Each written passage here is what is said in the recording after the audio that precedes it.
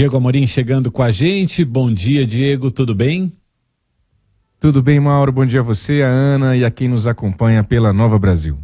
E hoje também na linha conosco o ministro do Tribunal de Contas da União, Augusto Nardes. Bom dia, ministro, tudo bem?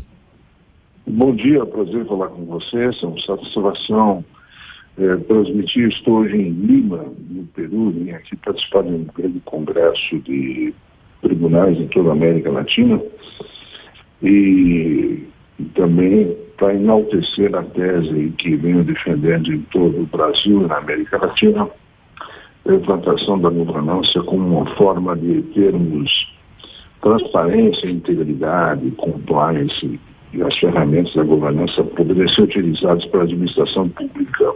Pois é, e o senhor, ministro, na próxima sexta-feira participa de um prêmio que diz respeito à governança, né? Que é o prêmio RGB da Rede Governança Brasil, também é promovido pelo Instituto Latino-Americano de Governança e Compliance Público. É um prêmio que vai homenagear órgãos públicos, autarquias, fundações públicas, estatais, pessoas aí da sociedade de economia mista que trabalham em prol da governança.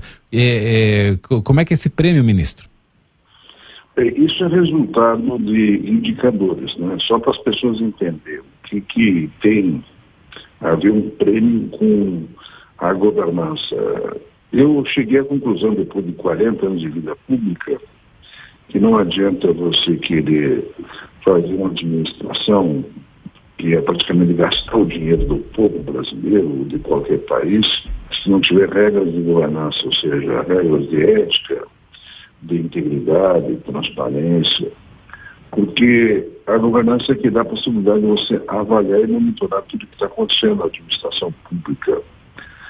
Quem gasta o dinheiro de todo mundo que paga impostos, 40% praticamente do tributo que nós pagamos, fica descontado já uma parte na folha, e o restante que gasta no dia a dia, quando compra um produto, está pagando impostos. Quem administra isso é o prefeito, o governador, o presidente da República. Aí eu resolvi fazer um acordo com os países mais desenvolvidos do planeta em 2012, 2013, fui a Paris e fiz um acordo com os países mais desenvolvidos do planeta e trouxe as melhores regras de governança para implantar no Brasil. Eu fui a Paris na OCDE, aqui que é a OCDE, são os 38 países mais desenvolvidos do planeta, que tem as melhores regras de governança, que tem a maior PIB do planeta. E aí implantamos no tribunal, porque o Tribunal de Contas da União, porque o Tribunal de Contas é que praticamente normatiza toda a administração pública. Tudo que passa no Congresso Nacional é aprovado, ou que o Executivo lança de projetos, ou de concessões de estradas, aeroportos, ferrovias, tudo isso, quem fiscaliza e quem normatiza no Brasil é o Tribunal de Contas da União. Então eu resolvi implantar no Tribunal de Contas da União essa tese da governança como uma forma de monitorar o dinheiro público, como um pai faz, como uma mãe faz quando tem seus filhos. Aonde que vai o dinheiro da família? Aonde que vai o dinheiro para dar uma boa educação para o seu filho, para os seus familiares? A mesma coisa acontece na administração pública, sabe? Uma dimensão gigantesca. Nós temos 15 milhões de funcionários públicos no país. 15 milhões, é muita gente. Então, com esses indicadores, hoje nós temos indicadores de toda a administração pública federal. Como é que funciona? Você faz um levantamento de como é que está a governança das pessoas, desses 15 milhões de funcionários públicos, entre estados, municípios e União. Soma tudo isso e vê como é que está o treinamento deles na saúde, como é que está o treinamento deles na parte da segurança, como é que está o treinamento deles nas regras que precisam ser cumpridas, que todo mundo está usando esse dinheiro que pertence a todos os brasileiros. E aí eu montei esses indicadores, não sozinho, graças ao técnico do Tribunal de Contas da União, o ministro Nardes. Eu fui o mentor da tese, mas quem implantou a tese, na verdade, foi um técnico mais aprimorado que nós temos no Brasil, todos concursados, auditores do Tribunal de Contas da União. E aqui em Lima eu estou exatamente fazendo uma palestra hoje para os auditores da América Latina. Estamos implantando na América Latina e no Brasil. No Brasil nós já implantamos. Nós damos cursos para orientar de como fazer isso. E o prêmio que está sendo entregue aí é exatamente um reconhecimento àqueles que são os melhores. Já tem 4 anos esse prêmio, nós pegamos os indicadores que são feitos em toda a administração, 381 instituições, ou seja, todas as estatais, por exemplo, Petrobras, as estatais BNDES, a gente faz auditoria e avalia aqueles que estão bem, aqueles que estão mal e aponta isso através de indicadores. Recentemente a gente fundou uma rede de governança Brasil, que é a rede que está organizando isso, que não há outra, não é uma rede de voluntários, são 650 pessoas voluntárias que também ajudam a capacitar os administradores no Brasil, e nós estamos sempre fazendo cursos, mentorias, orientando os prefeitos, os governadores, os gestores públicos, federais, estaduais, municipais, para melhorar a governança, dar credibilidade. Isso que é muito importante, dar credibilidade. Quando você estabelece regras de governança, aí vem as regras de governança, vem as palavras mais técnicas, como, por exemplo, compliance. O que é compliance? É a conformidade, a legalidade dos atos de cada governante. Exato. Então, assim vai. É toda uma estrutura que a gente montou no Brasil e na América Latina, e eu tenho andado por todo o Brasil, na América Latina. Esse ano eu estou andando com o Conselho Federal de Contabilidade dos Contadores, resolver abraçar essa questão, para fazer uma caravana, implantar a governança, a mudar a cultura do Brasil.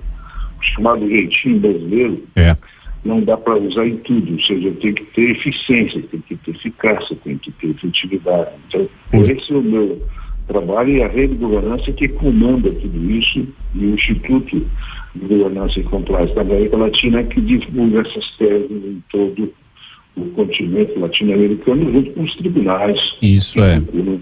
Eficiência. Mais ou menos isso. Deu para entender? Deu para entender bem, e é muito importante porque como o senhor ressaltou, é dinheiro nosso, é dinheiro do povo, é dinheiro do público, e a gente sabe quanto a gente sua para para ganhar esse dinheirinho e para pagar os nossos impostos, e a gente espera que esse dinheiro seja bem gasto com eficiência. Importante a fiscalização e também a premiação para quem está fazendo a coisa certa. Eu vou passar pro Diego Amorim, que tem uma pergunta para o senhor também, ministro. Tá bom, ministro, bom dia. Bem-vindo à Nova Brasil FM. Compliance, governança, esses nomes até, eu diria, viraram modinha nos últimos anos, né? Ainda bem, ministro. Quais as principais dificuldades e resistências que o senhor percebe para que toda essa discussão avance dentro da estrutura do serviço público brasileiro? A compreensão que tem que ter do líder, porque a governança tem que ter um líder, né? São 3 palavras-chave na governança: o líder. O Diego Amorim é líder no seu trabalho. O Leonardo são líderes que trabalham, cada um são pessoas que têm uma capacidade de liderar. Muitas vezes um governador, um prefeito, um presidente da República não sabe muito bem o papel do líder. O líder, ele direciona. Quando o presidente da República, o prefeito, o governador fala, ele está direcionando. Ele está dando uma direção. Mas não adianta somente dar direção. Tem que avaliar e monitorar o tempo todo, que envolve bilhões de reais. Só as compras no Brasil, para ter uma dimensão assim, dos valores, é 1,3 trilhões de compra que nós temos por todo o Estado brasileiro, ou seja, o Estado municipal. Nós conseguimos implantar, eu fui relator dessa lei, que estabelece que agora tem que ter governança nas compras, porque é muito dinheiro, 1,3 trilhões. O nosso PIB passa de 10 trilhões. Então, boa parte são feitas compras, e sem organização, sem uma lei, a lei vai até o final desse ano para se implantar uma nova lei, que é a 14.133, ela tem que ter regras de governança. E aí vem as palavras que você falou aí, e que eu tenho repetido: compliance, tem legalidade dos atos de compra. Então, para ter legalidade tem que ter transparência, tem que ter integridade, tem que ter avaliação de risco. Então, essas regras já estão na nova lei, de compras. Então não tem para onde fugir hoje. Ou a gente faz as coisas com transparência, com integridade, para poder resolver de forma eficiente, eficaz, e aí o líder, aí voltando à palavra do líder, que é importante, ele tem que se conscientizar que tem que ter uma política de governança. Nós já conseguimos implantar a política de governança no Brasil através do decreto, como nós elaboramos. Foi o meu gabinete que elaborou isso há 10 anos atrás. A gente começou a trabalhar com a terra em 13, 14, quando eu presidi o tribunal, quando fizemos essa transformação do Tribunal Constitucional, para ele ser mais preventivo que somente punitivo, ele ser mais orientador e prevenir que não aconteça o desvio, a fraude, porque depois que aconteceu já perdeu. Então ele vai fazer a prevenção. E é nesse sentido que a gente tem que convencer o líder, que ele sozinho não consegue administrar, que ele tem que ter times que tenham pessoas bem preparadas, que tenham regras de governança para monitorar e avaliar onde vai esse dinheiro que é do povo, que a administração do dinheiro público é feito pelos gestores, pelo prefeito, pelo governador, pelo presidente. Então, tudo isso está embutido nessa grande estrutura que nós montamos no Tribunal Constitucional para que o dinheiro seja bem utilizado e o cidadão que paga impostos saiba onde está indo o seu dinheiro. Sem governança, não adianta escolher o presidente, o governador. Eu estou agora conversando com o atual governo para ver se eles mantêm esse projeto. Começou ainda lá com o Michel Temer, eu consegui conhecer o Michel Temer, de fazer o decreto. O Bolsonaro deu sequência e agora estou na expectativa. O governo atual já está sinalizando que vai dar sequência. Então, eu estou muito otimista, não somente no Brasil, mas na América Latina, para passar essa tese da governança como uma tese fundamental para saber onde vai o dinheiro da população do Brasil e da América Latina. Ministro, a gente já está no finalzinho do nosso tempo aqui, mas eu queria aproveitar para fazer uma pergunta ainda sobre outras atividades, né, do TCU. O senhor é relator dos casos das joias dadas pelo governo saudita ao ex-presidente Jair Bolsonaro, e o senhor também relata presentes recebidos pelo atual presidente Lula, recebidos neste ano. Em que ponto que estão esses relatórios, ministro? Eu sou relator das joias do Bolsonaro, da Dilma e do Lula. Depois que aconteceu essa divulgação das joias que o Bolsonaro recebeu, surgiu por parte do Congresso também demanda de auditorias nas joias do presidente Lula e da presidente Dilma. Então, baseado nisso, foi aberta essa auditoria e enquanto eu não receber os demais, seja a lei do Bolsonaro e da Dilma e do presidente Lula, eu não vou me manifestar, porque quando eu fizer o voto, vai ser uma normatização para toda a administração pública. Mas já tem, só para saber, já tem alguma previsão de quando o senhor pretende revelar esse relatório? Eu acho que esse ano, como chegaram essas demandas de auditoria nas joias da presidente Dilma e do Lula, eu acho que esse ano a gente não consegue determinar, porque é coisa comum, só para deixar bem claro, em relação às joias, é coisa comum um presidente estar viajando e visitando um país, receber mimos presentes, né, com decorações em qualquer país. Há uma troca, isso faz parte de um protocolo, da praxe, né? O presidente leva sempre alguma coisa que representa o país e recebe também a mesma coisa. Alguns países dão joias que são mais valiosas. O que está definido que é personalíssimo, é claro que depende do valor, pode ficar com o presidente que recebe, quando é um relógio, por exemplo, alguma coisa que é muito pessoal, personalíssimo.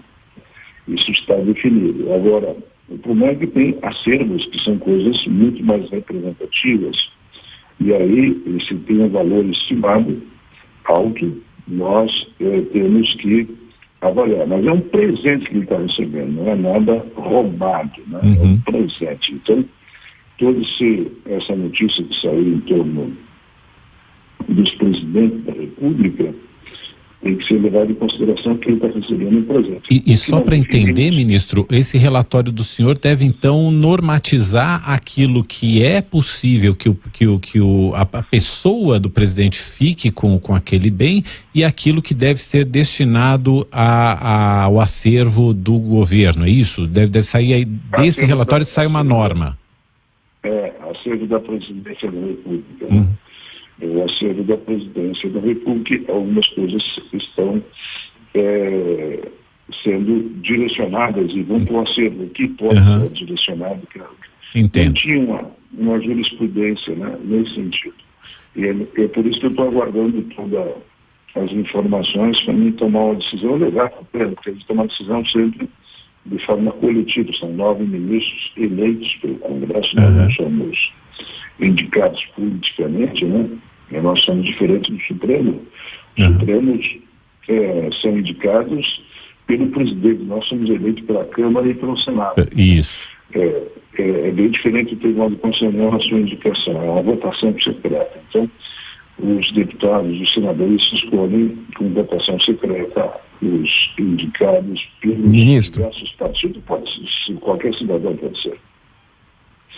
7h17, nós estamos conversando com o ministro Augusto Nardes do TCU. Ministro, só para a gente concluir, aproveitando que o senhor citou aí ministros do Supremo, a gente teve a indicação nesta semana do Flávio Dino, atual ministro da Justiça e da Segurança Pública, para uma vaga no Supremo Tribunal Federal, e após a confirmação dessa indicação, se gerou toda uma discussão em torno do fato dele ser um ser político ou um ser técnico, né? E o senhor, ministro Augusto Nardes, antes de chegar ao TCU, o senhor também teve uma trajetória política muito grande, foi vereador, foi deputado estadual, foi deputado federal, filiado ao PP. É óbvio que eu não estou aqui comparando o TCU com o STF, ministro, mas o senhor concorda com essa discussão e esse estranhamento que há entre esses dois mundos, entre um ser político e um ser técnico aqui em Brasília? É um mundo diferente. O Tribunal Constitucional é muito técnico, porque nós temos 1.500 auditores que são concursados e quem dá o parecer inicial para as nossas decisões são equipes técnicas. Já no Supremo, é o gabinete do ministro A, B ou C, então é diferente a formatação do Tribunal de Contas e a formatação do Supremo. Não que não tenhamos gente capacitada e bem preparada tecnicamente no Supremo. Mas o Tribunal tem toda uma hierarquia bem estabelecida. O auditor, o diretor, o secretário dão um parecer para depois ir para o ministro fazer um voto. E aí, se ele é discordado do parecer, ele tem que contestar aquele parecer e aí vai para o Ministério Público. Então o Tribunal tem uma série de preios e contra-preios para que saia uma decisão mais técnica possível. Agora, quanto à vida pública, todos passam. No caso, o ministro Dino foi juiz, então ele já tem uma formação baseada nisso. Eu, no meu caso, trabalhei como contador e também tenho formação em economia e administração, e também fiz direito. Então, todos têm uma formatação diferente. Agora, eu acho que a escolha do TCU é mais democrática, sem querer criticar a forma como é escolhido os membros do Supremo Tribunal Federal, mas fica a critério do Congresso tomar essas decisões de como encaminhar isso. O senhor acha, então, que o caso da escolha do TCU é mais democrática? Eu queria que o senhor explicasse, ministro, porque também no caso dos ministros do Supremo, eles passam também por uma aprovação no Senado, né? Sim, é uma comissão do Senado que aprova de sim ou não. No TCU, não, é uma votação entre vários candidatos. Essa que é a grande diferença. Entendo. Eu comecei com 10 candidatos, passo para uma comissão de fiscalização, no caso aí passa pela Comissão da Justiça do Supremo, e aí depois da comissão de fiscalização, no caso do TCU, vai para os que são aprovados, vai para uma votação entre todos os integrantes da Câmara e do Senado. Também acontece isso, só que é uma disputa, não é um só. No caso, o Supremo tem até hoje na história do Brasil, todos os escolhidos são aqueles que o presidente indica. Até hoje, nenhum nome foi recusado. No TCU, vários nomes já foram recusados, que foram indicados e que não foram aceitos pela Câmara e pelo Senado. E o senhor acha que deveria haver alguma mudança na forma de se escolherem os ministros do Supremo? Eu acho que o modelo do Tribunal de Constituição é melhor, porque aí é uma disputa. Começou com 10 candidatos, eu participei, ficaram 4 na reta final, aí será uma votação entre os 4 e aí o Congresso escolheu entre os 4 o mais capacitado, o que tem mais credibilidade perante os seus pares, no caso eleito em 2005, ganha com 70 votos, disputando contra os 13. Então, no Senado, não. É somente um nome indicado pelo presidente, que praticamente de toda a história do Brasil, todos indicados pelo presidente passam. Não sei se vai ser a mesma situação do atual indicado, mas todos passam, porque há o aval do presidente da República. Exato. No caso do TCU, é uma discussão que se dá entre técnicos políticos, por exemplo, o atual presidente Bruno, que é um dos nomes que estava sendo cogitado, para ser alguém concursado do Senado, muito preparado, e que, infelizmente, o presidente da República não optou pelo seu nome, optou pelo Flávio Dino, também é uma pessoa competente, nada contra o Flávio Dino, eu não vou entrar nesse método político, porque no momento que eu entro no tribunal, eu tenho que sair da discussão política, eu não posso ter partido político, eu fui deputado estadual, mas no momento que eu assumi como ministro, eu renunciei toda a articulação e a participação política para não ter posição a favor de A, B ou C, para ficar neutro na questão do tribunal. Tem toda uma liturgia de que os ministros têm que ficar neutros nas suas posições. E, ministro, é possível esse distanciamento entre os membros dos tribunais e também dos tribunais superiores, como o Supremo e outros tribunais superiores, e o mundo político? O senhor consegue, e todos eles conseguem fazer essa separação entre suas atividades técnicas e o mundo político? Não é fácil, você tem que se desligar. Eu, no meu caso, praticamente me desliguei. Desses 18 anos que sou ministro do TCU, eu parei de frequentar o dia a dia do Congresso e me afastei da política e me dediquei muito mais a esses temas, como eu acabei de falar, da governança, compliance, integridade, transparência, para ter eficiência, eficácia. Não é uma coisa fácil, depende da formatação de cada pessoa. Tem que haver uma conscientização. Se você não se afastar do mundo político, você fica envolvido pela política. Então, eu não me manifesto, vejo muitos ministros aí de outras cortes se manifestar, não me manifesto na questão política, eu tenho evitado.